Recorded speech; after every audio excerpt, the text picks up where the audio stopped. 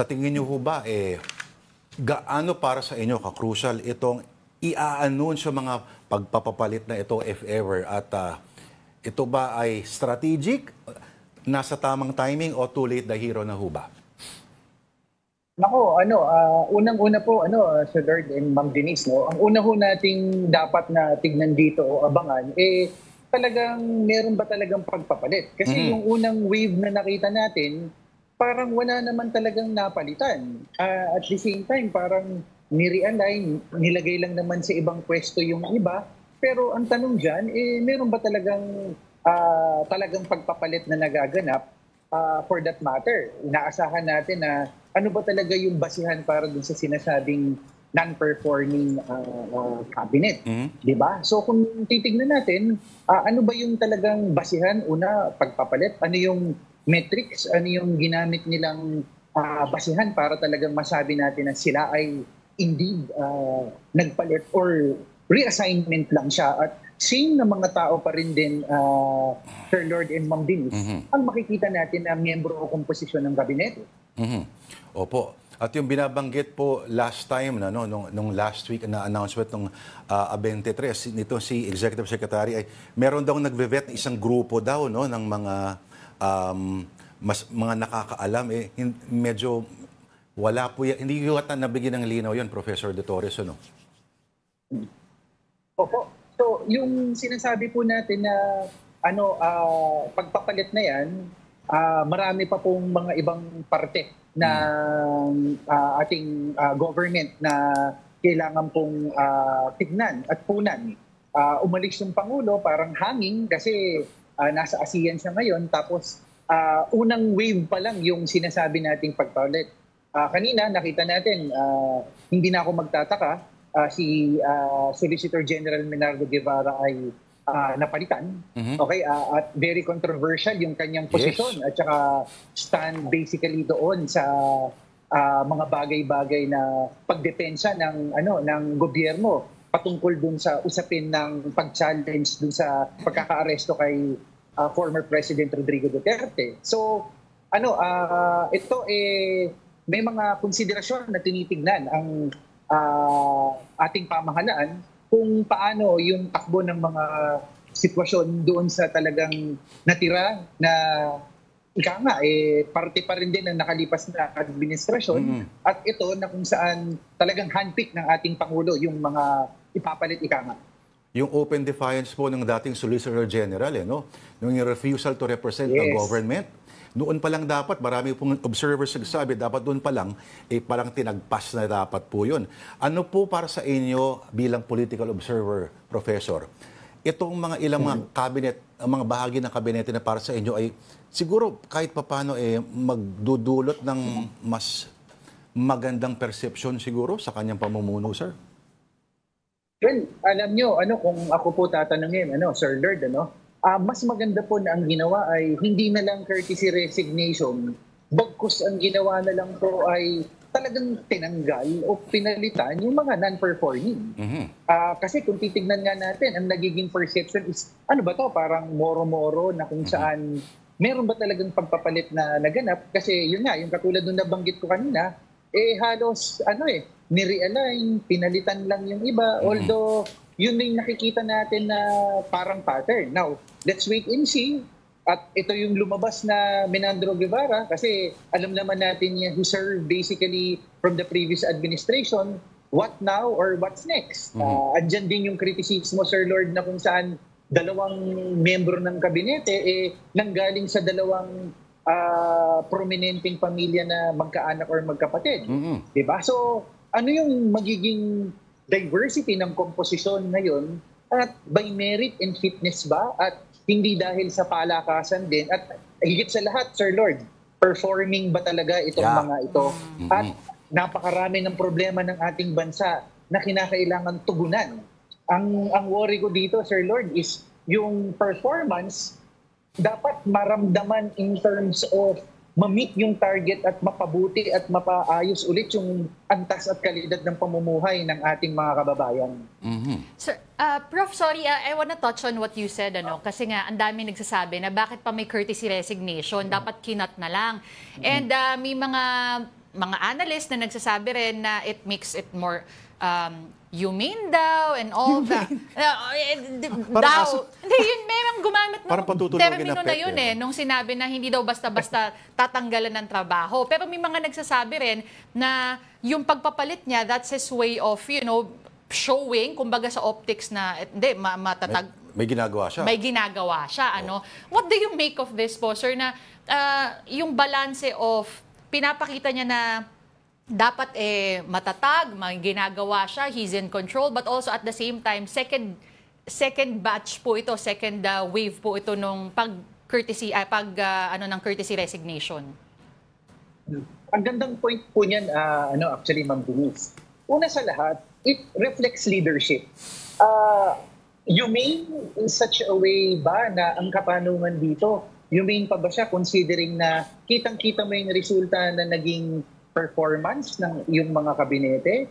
At the same time, bakit sa leadership? It's because hindi na meet yung targets, hindi na pabuti yung kondisyon ng ng ating mga kababayan. So, I mean, your political capital is basically on the line na kung saan kapag hindi nag-perform yung kabinete mo, apektado yung iyong political capital, which reflects dun sa kind of survey at saka approval rating and trust rating na meron siya.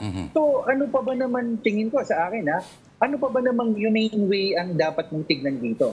I think people are looking for the decisiveness na kung saan nakita at naging consistent yung previous administration, kung saan talagang yung previous administration, yung mga tao, tila nagkukumparahan naikukumpara yung nakalipas na administrasyon in terms of the decisiveness ng kung paano magdesisyon ng ating former President Rodrigo Duterte at sa paraan ng pagdedesisyon ng ating Pangulo. Kaya ang tanong ng iba, ito bang courtesy resignation na to, talagang intention ba talaga na baguhin yung honest to goodness yung komposisyon ng ating mga kabinete dahil performance-based o parang yun, mga usapan ngayon, moro-moro lang at silang tao pa rin din ang mga makikita natin in the long run. Prof, baka naman extension pa rin to nung kanyang attitude na ayaw na magdagdag ng kaaway.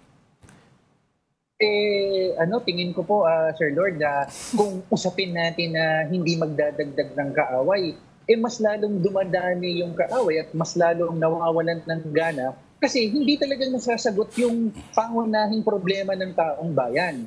Tingin ko, mas reflection na ngayon yung pagtingin sa leadership ng ating Pangulo. Kompleto na po ang pangarap ni General Torre. Marami pong...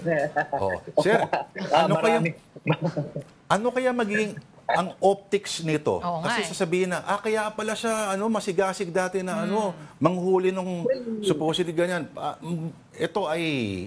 Ano po ang maging perception nito ng publiko, sir? Well, dalawang bagay nakikita ko and with all objectivity. Kung tatanungin if General Torre performed, I think he performed. He was able to deliver. Nahuli niya si Pastor Quiboloy.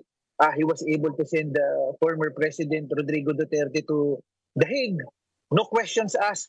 Sundalo, talagang sumusunod lamang. Opo. So, walang usaping hindi nakapag-perform. He was able to perform. But at the same time, syempre, sa kabilang banda, yung isip ng mga tao, pero teka muna, di ba, may virtue at saka may tradition ng seniority. Yes, at tinanong na kaagad kanina na 2-star general lamang si General Torre and then biglang all of a sudden, he ascended basically to become the PNP chief at that instance. So, yung isipan, yung optics sa mga tao, teka, dahil nag-perform ba siya? Or because may bahid ng politika? Because he was able to slay, the former President Rodrigo Duterte, stone cold yung manner ng approach niya. So, was it the trade-off na parang, okay, sabog siya sa perception ng sambayan ng Pilipino at lalo na sa mga pro-Duterte supporters. At ito ngayon ang kapalit, yung kanyang pagiging performer at ibinigay yung kanyang pangarap na nararapat sa kanya na maging next PNP chief. Gusto ko yung pangarap. Pero stone cold, kung usapang stone cold rin lang, Prof. De Torres, merong Stone na ganyan-ganyan din ang nangyayari dati. Maraming tinalunan. Mas marami pang, mas matataas sa rango sa kanya. So, Ngayon, senador na. So, Lord, pwede rin din nating sabihin na hindi naman ito yung una. Yep. Dahil nangyari na rin din ito noong nakaraan. Pero, syempre, yung makikita, yung perception ng mga tao, parang, ito ba yung kapalit? Ito ba yung trade-off, ika nga? At kung titignan natin at magiging objective tayo, okay, so sinunod niya, but at the same time, mabigat yung naging consequence at mabibigat yung task at hand. So, yun yung medyo talagang optics-wise at saka pagtingin ng mga tao. And I'm sure, General Torre has to brace himself kasi ang dami na namang mga tao na magkikriticize niyan sa social media and so on and so forth. But, you have to give credit to the guy as well na tingin ko walang personalan na trabaho rin lang din sa parte ni General Torre. Okay. I wanted to ask also, Professor, what do you make of what's happening? Because like what you said, this is not, nangyari na to in the past. Nito lang, no? Yung binanggit nga ni Lord na senador. Stone cold. Yung stone cold. No? Nangyayari na to in the past na parang na nakikita mo na medyo connected or siguro sa same path na gustong tahakin ng presidente and certain whatever agendas, na yun po yung nangyayari pa ulit-ulit. Yeah. Oo, ang pagtingin natin dyan is, of course, tingin ko, yung composition ngayon, yung pinag-uusapan natin kanina is really more of the trust and confidence. At ang pamantayan ng ating Pangulo nga is nagpe-perform in performance. For example, yung nakita natin, of course, yung sincerong pagtanggap ni PBBM dun sa resignation ni Menardo Guevara, may, of course, iba siyang pagtingin doon. Kay Prospero de Vera, medyo matagal na siya din as CHED to give chance to others. Basically, maraming magaling na nakapaligid din sa na pwedeng liderato ng CHED. And more importantly, ito makikita nating pattern din dito kay General Torre is really, yung performance. But at the end of the day, it's really more of the trust and confidence on the part of both appointing officer, who is basically the president, and his basically cabinet and choice of people working within his administration. Pero dagdag lang natin, nagkaroon na kasi ng report na of course dininay ni Chairman De Vera na may nasangkot siya sa isang issue, may nag-file sa kanya sa ombudsman kasi nitong sa tertiary education na pondo, supposed non-payment ng mga At of course, nadawit siya dyan at dinideny niya naman. Okay, pero overall, ito ba para sa iyo, Professor De Torres, ay substantial, halimbawa, na mga overhauls? At marami po nagsasabi, ewan ko mag-agree po kayo, in the next few weeks, ang magiging issue dito, tatamaan talaga dito, may kinalaman sa traffic sa EDSA, transportation, etc. po. Opo, Sir Lord, ang pangkabuang pagtingin ko dito, magiging sasabihin nating substantial lang talaga ito kung in the next few months makikita natin yung resulta na natugunan kaagad yung hamon sa kahirapan ng ating bayan, nag-improve yung quality at antas ng pamumuhay ng mga Pilipino. Yun ang tingin kong napaka-importante dito. This would be the determining factor as to whether we will say that there is indeed a substantial, move on the part of the president, and this move is indeed a calibration, if you may, to be able to, really position and bring out the best in his cabinet. It's at the end of the day, that's the measure. Nag-improve ba? Nagkaroon ba ng, kabutihan yung pamumuhay ng ating mga kababayang Pilipino? Yun yung importanteng measure na masasabi nating itong move ng presidente ay talagang napakaganda o nag-work. Tayong tatlo lang naman nag-usap dito, Prof, no? Para sa iyo, sino sa mga nakatayo doon sa harap ng media kanina, sa tingin mo para siguro magkaroon ng makarating ng tama ang mga mensahe, yung mga supposedly mga galaw, o kahit wala, at least iparamdam sa tao na kahit papaano, may ingay na nangyari, may nagagawa, ang para sa iyo ay dapat palitan. Tatlo lang naman tayo nag-uusap dito. Nako, napakahirap naman ng tanong mo, Sir Lord. Pero ano naman po, ang sa akin, I think they're aware, that's why they made this move. Ano lang, ang gusto lang siguro talagang inaantay ng taong bayan is talagang maramdaman. Ano yung ramdam lalo na pagdating sa baba. Sa dami po ng kababayan talaga natin ngayon na naghihirap. Maramdaman ng mga tao sa baba. Hindi lang siya usapin, Sir Lord, Ma'am Denise, ng mapamura yung 20 pesos na bigas.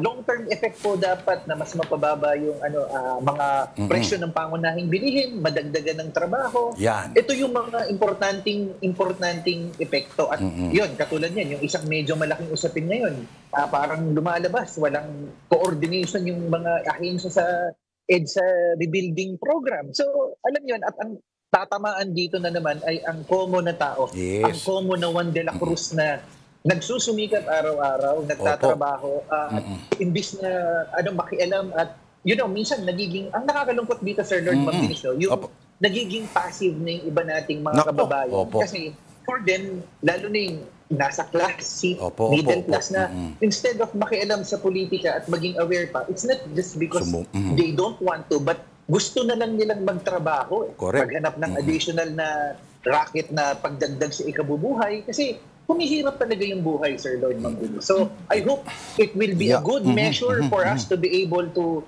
really feel the situation.